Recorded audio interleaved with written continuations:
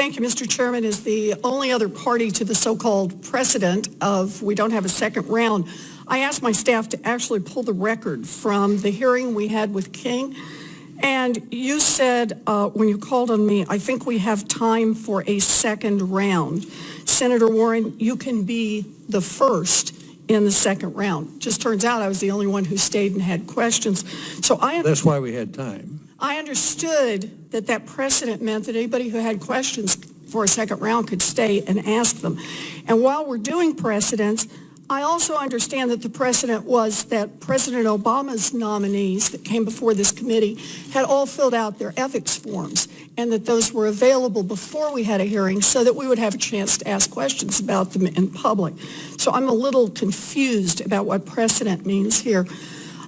Ms. Devos, many of my Democratic colleagues have pointed out your lack of experience in K-12 public schools, but I'd like to ask you about your qualifications for leading the nation on higher education.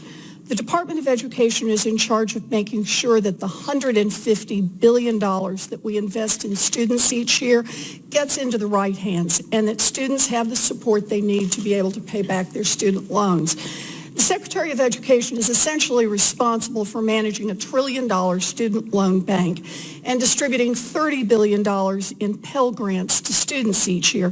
The financial futures of an entire generation of young people depend on your department getting that right. Now, Mrs. DeVos, do you have any direct experience in running a bank?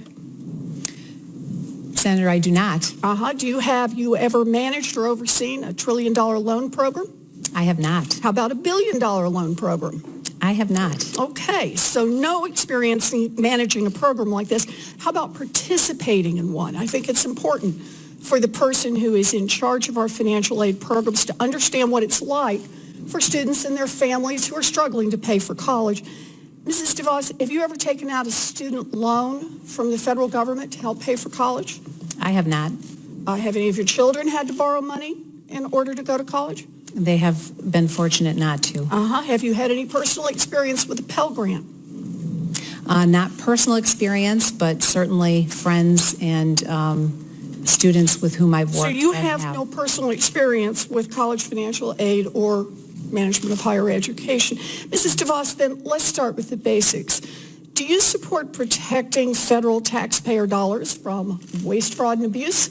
Absolutely. Oh, good. So do I. Because now we all know that President-elect Trump's experience with higher education was to create a fake university, which resulted in his paying a $25 million to students that he cheated. So I'm curious about how the Trump administration would protect against waste, fraud, and abuse at similar for-profit colleges. So here's my question. How do you plan to protect taxpayer dollars from waste, fraud, and abuse by colleges that take in millions of dollars in federal student aid? Senator, if confirmed, I will certainly be very vigilant. Yeah, I'm asking how. How are you going to do that? You said you're committed. The individuals with whom I work in the department will ensure that federal monies are used properly and appropriately, and I will look forward to working with you. So you're going to subcontract making sure that what happened with universities that cheat students doesn't happen anymore? No, I didn't say You're going to give that to someone else to do? I just want to know what your ideas are for making sure we don't have problems with waste, fraud, and abuse.